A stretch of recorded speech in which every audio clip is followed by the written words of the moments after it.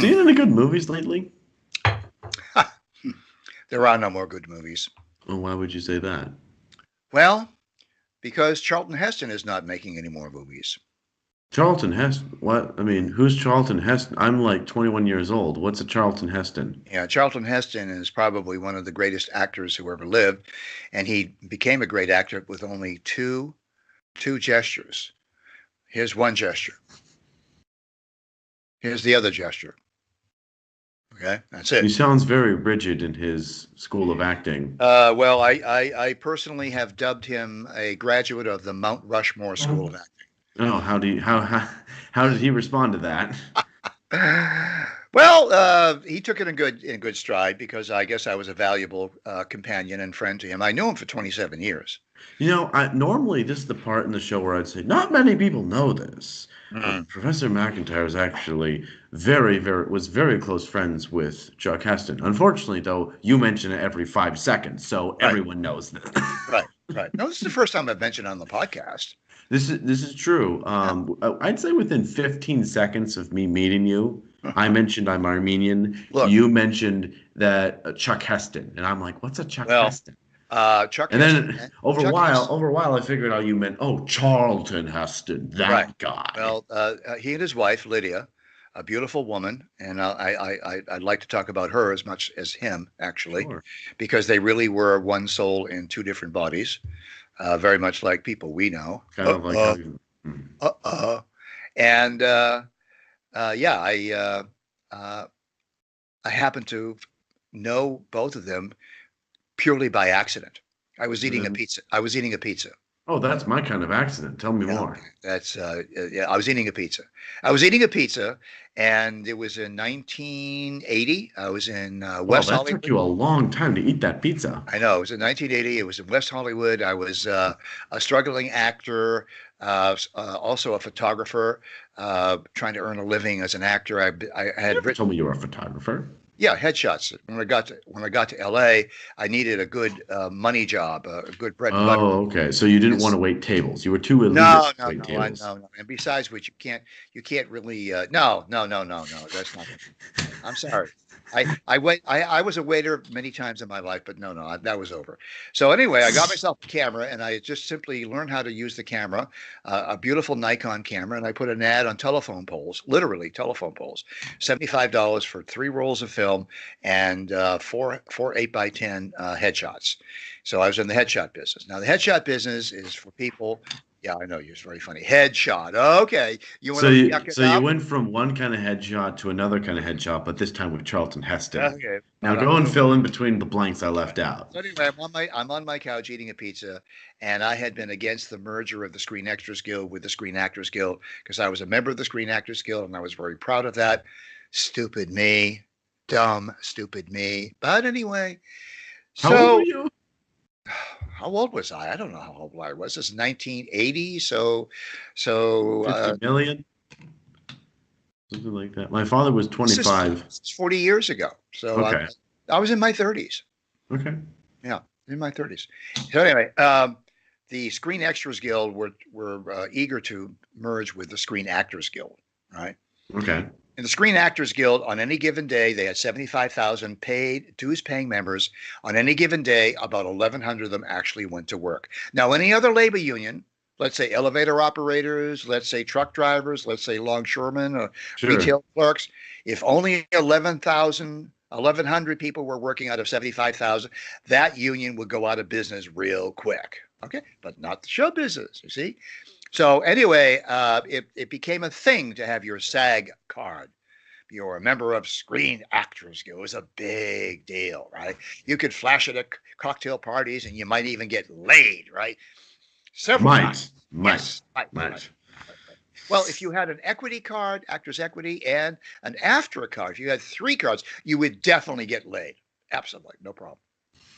Anyway, so the vote had been taken to merge the Screen Actors Guild with the Screen Extras Guild, and Whoa, guess what? whoa, whoa, one more question. Was it laid with the person of your choice or just whatever was most convenient? Random person. Oh, okay, never mind. Keep Yeah, going. and that's Hollywood. I'm telling you, that's Hollywood. Mm, It's a recreation. Getting laid is a recreational activity. Okay. It has nothing to do with procreation, nothing to do with love, nothing to do with anything except recreation. Okay, got it? Fine. We're in Hollywood. Moving on. Okay, moving on. So anyway, the election results are published, and guess what? The merger fails, and it fails because Charlton Heston and the conservatives of the guild were philosophically opposed to merging with potted plants, background people, people who appeared in crowds and went rhubarb, rhubarb, rhubarb. Well, actors were actually in the foreground speaking lines of great importance. So you're telling me that that Charlton Heston's is this big elitist that was Uh, too good for all the little guys. Huge elitist, exactly. Huge elitist. No socialist he, no communist or Marxist he. So No. so He what had about worked hard to what on earth become. were you doing? You were basically the I was pot eating a plant. pizza, for God's sake. I just told you I'm eating a fucking pizza. You know? All right. So I'm looking at the screen. Ed Asner gets on. He was then the president of the Screen Actor Guild, and he was the mastermind of this merger. He wanted one gigantic union. You know why? Being a Because Marxist, he being a would be the commie, daddy in charge of it all, that's right? right. He could shut down Hollywood. Okay? He wanted the power of a commie, a commie's lust for power. So I'd imagine that these two are the most powerful guilds or screen or unions in all of Hollywood. Of the Screen Actors Guild and AFTRA, AFTRA, American Federation of Television and Radio Artists, AFTRA. Okay, So that comes if they but merge, the extras, no, but wait a minute. The Extras Guild were they're cannon fodder. They're potted plants. They show up and eat bagels and cream cheese and go rhubarb, rhubarb, rhubarb in the background, while real actors are acting in the foreground. Okay. all right, I get it. All It's right. personal. So he Moving figured on. you figured he wanted to his plan was he wanted one grand union. So he'll start with the low hanging fruit. The low hanging fruit was the Screen Extras Guild. So Okay. this was just the start of it all. Oh yeah. He wanted to merge with this Extras Guild and AFTRA and Okay. Actors Equity. There were four unions, four performers unions. Um, And put he your hand wanted to unite them all under his divine banner. His communist ideology. Yes, Beautiful. he wanted to shut down the rich, the 1%. He wanted to shut it. He wanted to extort as much money from them as possible for the little guy. So as it turns out, it's just a bunch of elitists trying to control the mob. Right. So Be it it's Heston or no, Asner. no. It's one tribe of elitists, the Heston tribe of elitists, against another tribe of elitists, namely the union bosses. That's really the way to look at it. Okay. Okay. So you've got the union bosses elitist, Ed Asner and his tribe, and you've got the Charlton Heston elitist, his tribe. And I'm a member of his. So go back to my favorite part, the part where you're eating pizza. Right. So what how So I'm do you eating get from pizza. being how do you get from eating pizza to being elitist? Wait for it. I'm eating pizza and I'm listening to Ed Asnor, and he's saying the membership doesn't know what they have done, so we're going to vote again. What? Yes, he said we're going to vote again until they get it right. He literally said that. Yes. So How did he not tank? How did his love not tank? what do you mean love not tank? What are you I talking mean, about? didn't people realize, that's kind of fascist? No one? He's talking to Hollywood. They're all commies in Hollywood. He was speaking their Bible. They're all commies. Okay. So back to Heston. How did Heston win then if they're all Wait a minute, commies? just a second. Move faster. Will you let me get there? So he says to the reporter, look, the membership didn't know what they were doing, so we're going to vote again until they get it right. Now, the next thing, right after that, there's Chuck Heston, and he's being interviewed. And the reporter says, well, Mr. Heston, you and your small group of rebels rebelling against the one big union of Ed Asner, you prevailed. You prevented the merger. Congratulations. And Chuck says, well, I noticed that President Asner said that the members didn't get it right, and they're going to keep on voting until the members go their way. And we're going to stop them again because we don't do the same work that extras do. We are not potted plants. Explosions, My right? pizza fell onto the floor. I was in What? love with And immediately, I was immediately enthralled with this man. I said, this is a man who's got balls, all right? Standing up to a whole town of commies. And there We was a should little. we should do a whole podcast on your whole problem with commies. Like did they gun down your parents in the Look, hallway or no, something? Or I'm in a 12-step program. Okay, don't worry about it. Okay. okay, were you still on the first step or what for the last No, 50 years? I haven't signed up yet. I'm thinking about it. You just got the free card and the little. We're 10 minutes into the broadcast here, so let me get over it. So my pizza falls onto the floor, and I'm looking at the screen, and there's a little crawl. You know how the crawl goes across the bottom of the screen, Yeah, like giving Star Wars. information, Yeah. So if you want to help stop the guild merger, call this number, AWAG, Actors Working for an Actors Guild, and another phone number. Quick like a bunny, quick like a bunny. That's an old Hollywood expression, by the way. Okay, well, we're not old and we're not in Hollywood, so try again. Yes, grab a piece of paper. I write down the phone number, and I call the number. And a gravelly voice, the voice of Marie Windsor, answers the phone. And she says, Hello? You want to help us stop the merger with the Extras Guild? I said, yes, I'll do whatever I have to do. I'll write letters. I'll stuff envelopes. I'll lick stamps. I'll do anything. I'll march in the street. I'll carry placards. She said, good. Who are you? So I had just Stamp liquor 47. 10 years before, I overthrew the president of the screen of my first college position where I was working as a philosophy professor. So 10 years ago, 10 years prior to 1980 in the 1970s, I had successfully overthrown the president of the college. So I had a portfolio, and there were a lot of articles about it in the newspapers. So I told her a little bit about that. She goes, very interesting, darling. Let me pass this on because I think that you would be very valuable. The next thing I know, the next day, I get a call from Morgan Paul, the chairman of Actors Working for an Actors Guild. And he says, Mark. I said, yeah. He said, this is Morgan Paul. I'm the chairman of AWAG. I think you're interested in helping us. I said, yes, I am. He said, good. He said, you have a meeting with Chuck tomorrow. I said, Chuck. Okay, who's Chuck? Is this a steakhouse? Is it Chuck's Steakhouse? Or this is pretty much okay. That was the introduction you gave to me when you talk about yourself. Oh, I'm friends with Chuck Heston. Like, what's a Chuck Heston? Right, exactly. So he said Charlton Heston. He's the leader of our group. I said, you want me to meet with Charlton Heston? I said, all I want to do is lick stamps and envelopes and write nasty letters to the newspaper. I'm good at that. He said, no. He said, Chuck wants to meet you. Tried to back out of you tried to back out of this. No, I just told him what I wanted to do. Anyway, he said, wanted to lick stamps instead of meet Chuck Heston? He said, here's the address, 2159 Coldwater Canyon. He said, drive through the gate and don't get out of the car. There are dogs. I said, all right. The next day, I drive up to the gate, 2950 Coldwater Drive. I drive through the gate, and there are dogs, big German Shepherd dogs, barking at my car. A diminutive little lady comes up by the name of Muriel Ashby. She has to have been in her 60s, early 70s even. She was quite old, and she was the housekeeper. Almost as old as you right now. Yeah, she opens the door, and she said, oh, are you here to see Mr. Heston? I said, yes, I'm Mark McIntosh. I'm Muriel Ashby. I've been the Heston's housekeeper for 39 years. This way, please.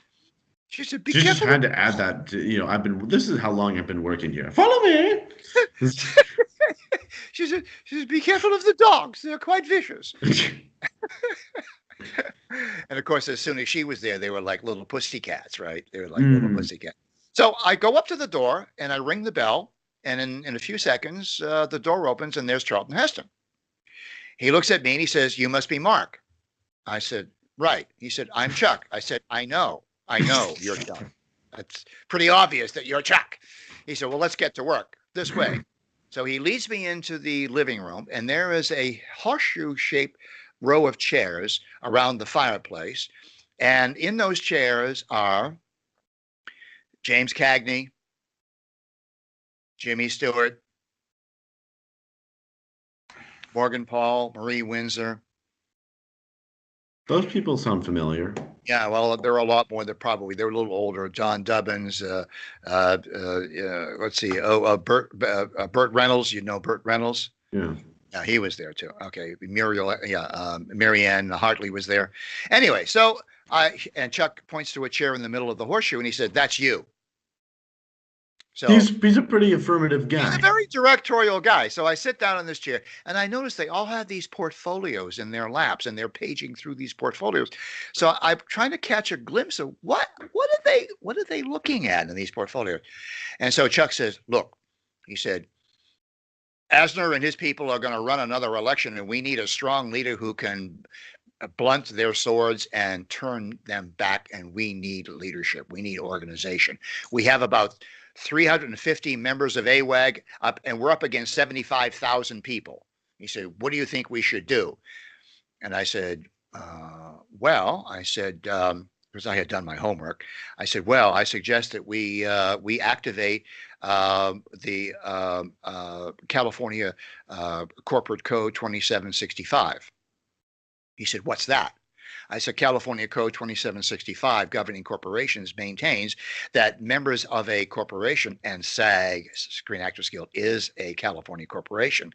"If members want to send a direct message to every member of the organization, as long as they pay for it, all they have to do is prepare their material and send it to an independent mailing house, and then the labor union, the organization, would have to supply the labels to send it out to all 75,000 members."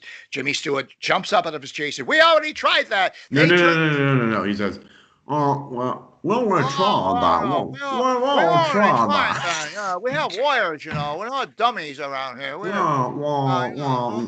Let's be realistic here, okay?" So Jimmy Cagney said, "Let the guy talk. Let the guy talk. Well, shut up." I was going like that.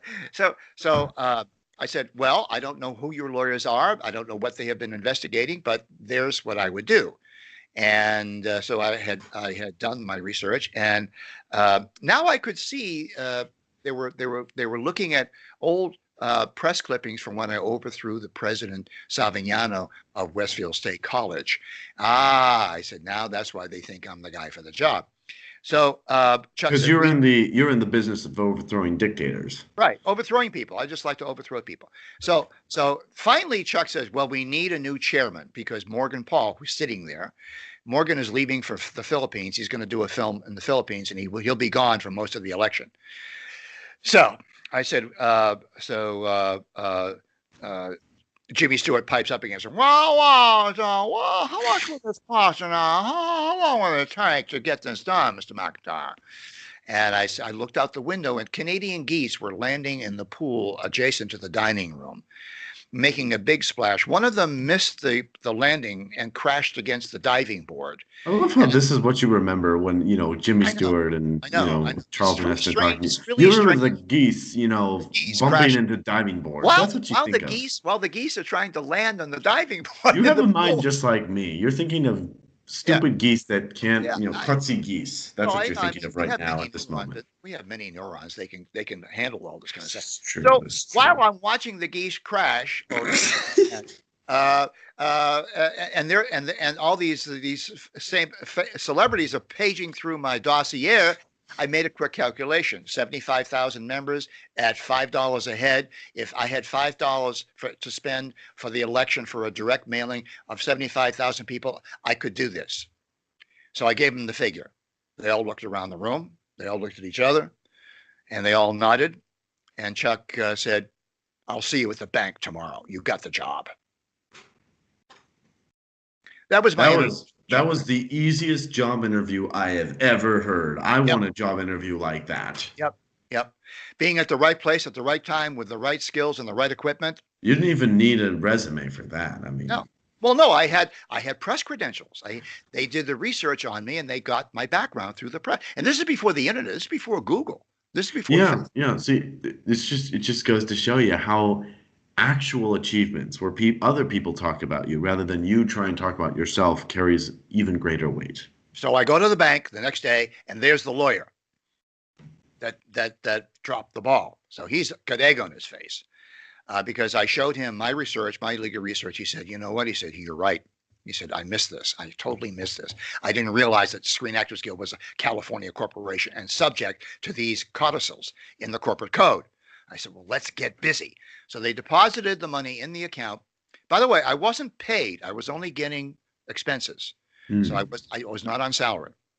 Anyway, we constructed 3 torpedoes, which were written bulletins signed by celebrities. I mean, top wage earners in the business, top people. So other than Chuck Heston. Yeah, Clint Eastwood, who is at the top of his game. There were some minor names, but basically these were people. They were household names. Okay. Got it. And we were more successul defeating the merger for the second time than they were without me for the first time. So okay. So I was a golden-haired boy. So basically, this is how your friendship with Chuck Heston started, and your rivalry with Ed Asner began. And the commies. This is my first confrontation with actual communists. Okay. Now, here's the deal. So after we defeated. Wait, how much time do we have? Do we have to end it out and split into part 2, or? Yeah, it's 21 minutes. We're going on 22 minutes. Let me make. We might have to go back to this, but anyway, let me go on, because I want to get to the juicy part. So for the next 2 years, Chuck said to me, well, what do we do now? I said, we take over the Screen Actors Guild board in Hollywood. That's what we do. And we elect people who think our way. And we fight the communists. We attack the communists. We don't sit back and get pummeled by them. Wait a second. This is from the guy that was eating pizza on his couch that wanted to go lick stamps for these people. Yeah, but I took the high ground, didn't I? Yeah. Let's not forget about the fact. Yeah. I led a frontal attack on a well-fortified position, and I won. Yes, you got a frontal and a back. Yes. I never went in the back door. No. I think that's enough time we have for this half of the story. Okay, well, we're going to have to do this again. Anyway, next time we do this, you're going to interview me on what happened next, because what happened next is really worth a podcast. It goes all the way to the Supreme Court of the United States. Oh, okay. We better stop right there before. Did you finish the pizza, though? No, the dog finished the pizza. Oh. That's why you have dogs. It wasn't my dog, by the way. It's your pizza, yeah. It wasn't my dog. It's like, on the movie. Probably wasn't your pizza either. Does the dog bite? Yeah. No, the dog does not bite. I thought you said the dog didn't bite. He's not my dog. That is not my dog. I told you, my dad. Anyway, thank you for interviewing me on part 1, McIntyre. Don't forget to subscribe. Don't forget to share. Don't forget to. Great. Look, they're doing terrific. Our numbers are way up. So keep doing it. Yeah. Okay? Yeah, and we're about halfway to getting to our 1,000 downloads of all of our podcasts. We're about halfway there. Keep it up, guys. Yep. Thanks a lot, and thanks for asking the question about Chuck. Bye. Toodaloo.